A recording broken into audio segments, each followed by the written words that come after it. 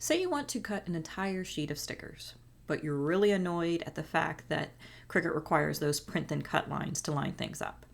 Well, I have a solution for you, and it doesn't require any extra mats. It doesn't require any giant templates on tabloid paper. This can be done by anybody with a regular printer. And I'm going to show you how to do it on your standard 12 by 12 mat and get a full sheet of stickers cut.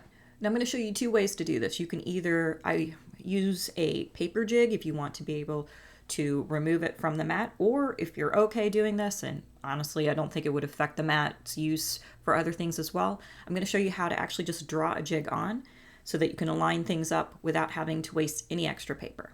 So let me show you how you can easily do a full page of stickers in Cricut using a design that you've already set up and tricking the Cricut into cutting it like a vector file.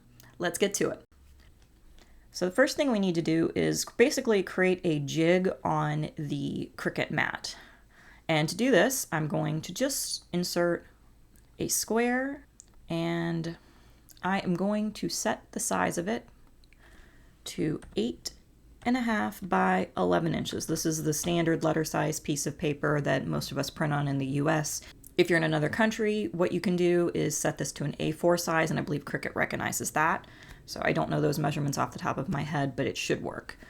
So I have a basic cut square here, and then I'm gonna go over to Make, and it's gonna set it on the mat. I'm gonna not touch it, I'm gonna leave it, and it looks like it actually lines it up to the corner right now. It sees that it's a 12 by 12 mat, and it sees it's on the mat. So I'm gonna click Continue, and I am just gonna tell it that it is cutting whatever material it is. That's medium. I have a medium cardstock jig, so I'm gonna do that. So I'm gonna load this and have the machine cut out the square, and I'll show you guys what it looks like. So what you can see is that the mat cut out an 8.5 by 11 inch rectangle. I know, really exciting. But my point is this is where I know Cricut is going to want to cut things if I were to sit an 8.5 and 11 inch rectangle onto my mat for cutting. And that's what we're going to exploit a little bit here. So let's go to the next step.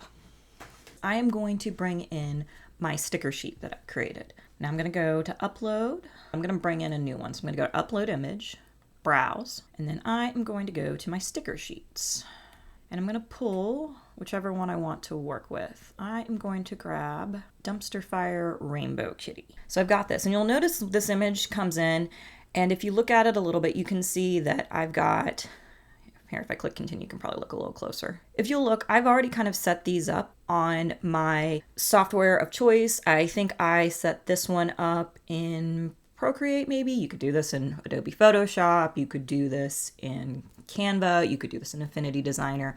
Doesn't really matter. Basically, I have this sticker design, and I have a nice white border around it so that they have a little bit of a trim. And then I lined them up on a file so that it was 8.5 by 11 inch in size. And I have these little square marks in my corner. These are just really like simple little guides just to help the file see that, hey, this is, 8.5 by 11 inches. From here, click Apply and Continue. And it's giving me some different options. It's like, oh, you could create, multiple layers from this. You could create a single layer, or you could create a flat graphic, which creates a single layer full cut images. So for printing cut projects with a home printer. That is typically the method you use when you're wanting to do a, print and cut sticker design. The downside is if I were to pick this and I bring it in, when I would go to click Make, it's going to want me to put this on a much bigger piece of paper. It's like you can do this on an 11 by 17, but I don't want to do that. I want to be able to do this on just an 8.5 by 11. It won't let you do that. So how do we go about fixing that? Well, we're going to go back in over to Upload. I'm going to bring that same file in, but this time I'm going to click Single Layer. I just want a simple one color image silhouette. And it comes in, it sees the lines. We're good. So we're going to click Upload, and it's going to come in and think it's really, really big. We just need to take a moment and bring it down to 8.5 by 11. To make this easier to see, I'll go ahead and just flip this to white. Now I just want to do a couple of things real quick. First of all, I want to line these two files up. So I'm going to grab this one, and I'm going to grab this one by shift clicking, and we're going to go to Align, and we're going to center. So everything's nice and centered. The next thing I'm going to do is I'm actually going to adjust the contour on these. In Contour, what you can do is you can actually select areas that you don't want to be cut, which in this case, I don't really need these corner pieces to be cut, so I'm just gonna click them off. All right, so now nothing moved, but the little corner pieces are gone. Everything is still completely aligned. What I can do from there is I can take my two shapes and I'm gonna slice. Now, it looks like nothing happened, but I'm gonna hide a couple of these shapes, which were the two. And as you can see, I am left with this square that has my cut lines in it. And if I were to go to make, you'll notice that it's lined right back up on the mat, and we see that it's got the initial line, which is basically just creating the border of the paper, and then these little lines for my stickers. So the plan is that when it goes to cut it, it's going to cut each of these shapes out, and then it'll cut the rectangle all the way around. I don't mind if it cuts the rectangle all the way around. In fact, that will help me make sure that everything is lined up because I'll be able to see that. So that's not a big deal. This is going to be what I'm going to send to Cricut to be cut. But what I need to do first is just make sure I have my sticker sheet printed. Okay. So this is my sticker sheet over in Affinity Designer. It's just one of the softwares that I use. The same technique would apply to Photoshop. The same technique would honestly apply if you just opened it up in Preview on a Mac. Basically, I'm just opening it up in a software where I can print the file. Now, there's a couple things to keep in mind when you're printing this, and that is that you want to print this file at 100%. And what I mean by that is if I go print and I bring up my print settings here, I'm going to send it to, first of all, I'm going to send it to my printer that actually prints proper computer ink versus Sublimation ink. And then I have various settings that I have set up, but I have one set up for sticker paper. But what you'll need to do is you need to select US letter paper. You have the option to do US borderless. I personally find that this gives me wonky results, so I leave it at US letter. It basically will just mean that it doesn't go exactly to the edge. So keep that in mind when you're putting your sticker sheet on it. All that really does for me, the way I have it designed, is those little black squares in the corner get cut off ever so slightly, so I don't care. That's part of the other reason for having the black squares there, is that it kind of gives me an idea of where my margin is, and I never put a sticker out too far. But the big thing here is that you want the scale of the file being printed at 100%. You have set this up so that the stickers are on an 8.5 by 11 inch document, which is what I created. That is the size of the paper. So you want it at 100% print. It would be the same thing if you were to say you have a picture, a school picture that you were sent, and it's an 8 by 10, and you open it up and the file says, oh yes, this is definitely an 8 by 10 inch file, and you print it at 100%, you know that you're going to get an 8 by 10 inch picture. Same idea. It's scaled at 100%, orientation, I leave it automatic because it is coming out portrait. And most print softwares want to line things automatically up in the center unless you go in and really change it. So everything else in here I kind of have set for my own print paper settings.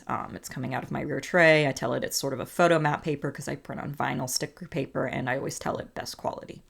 So that's all you really need to do. The big thing is that you're setting that scale to 100%.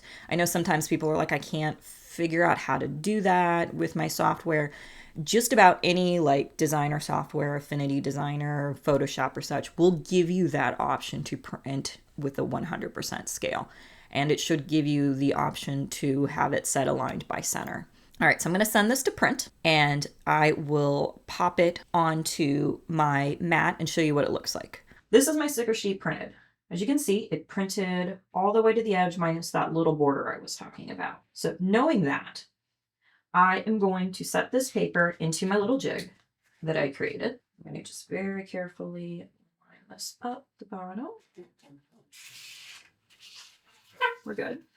And as you can see, it fits. And then on top of it, I usually put a layer of adhesive vinyl on my stickers to make them waterproof. In this case, I'm going to use a really nice holographic one that I like.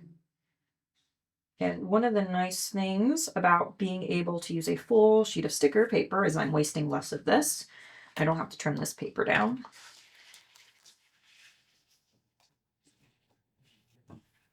So now we're all set to go back into Cricut and have this get cut.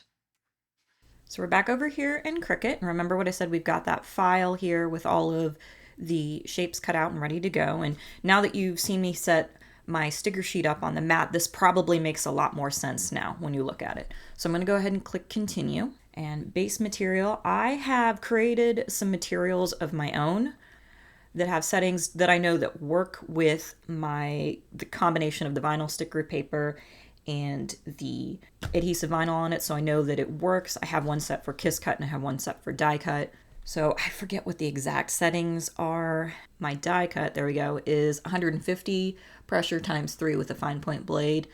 And then my kiss cut down here is 150, but it's only times 1. I did that in part because if I want to do a combination where I'm like cutting a sticker sheet out and have stickers that I want to be kiss cut on the sheet, what I can do is kind of set it up so that I have 3 backgrounds on the kiss cut, and it will effectively do the die cut in the same setting. I have another video on my channel that explains that, but that's just kind of my material settings. But this run around, I'm just doing die cut. So I can click die cut, leave it at the default pressure. It's got the fine blade set and ready to go. So all I need to do is go and load my machine and let it cut.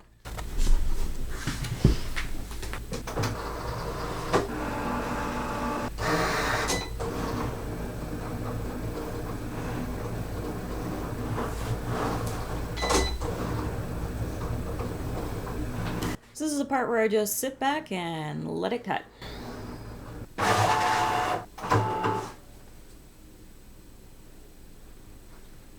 All right, so let's get these puppies off the board.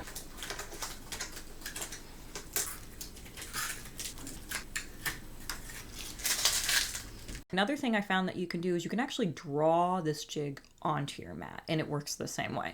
So I backed up a little bit, and I've got that same 8.5 by 11 inch square that I had here in the basic cut, but what I did was I went ahead and flipped it over to draw with a pen, and we're gonna go over and we're gonna make it draw this shape on my mat. So this should still work the same way as it did with the jig. It's just rather than us having to deal with paper that might get torn and all of that, we're gonna make a permanent cut on this. So stick whatever pen you want to use. Probably the finer the pen, the better. I actually pulled one of the pins from my X-Tool M1 and shoved it in the machine. It seems to fit. Let's see if that works. So as you can see, nicely drawn rectangle that I can then use to line my paper up correctly. This one's not going to be as smooth, but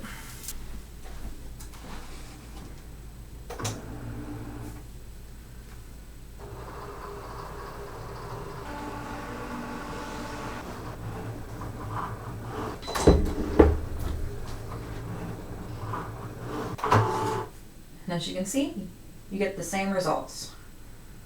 Ta-da! I managed to get 12 of these on a sheet, where before, having done this design, I think I could maybe only pull off like 9 if I use the print then cut feature.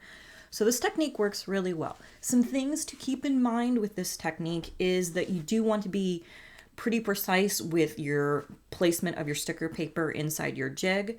I know with mine, occasionally it will seem like it's shifted off a little bit. And that I think more is the fact that the vinyl sticker paper that I'm using might possibly not be exactly 8.5 by 11. I think it might be maybe a little bit bigger.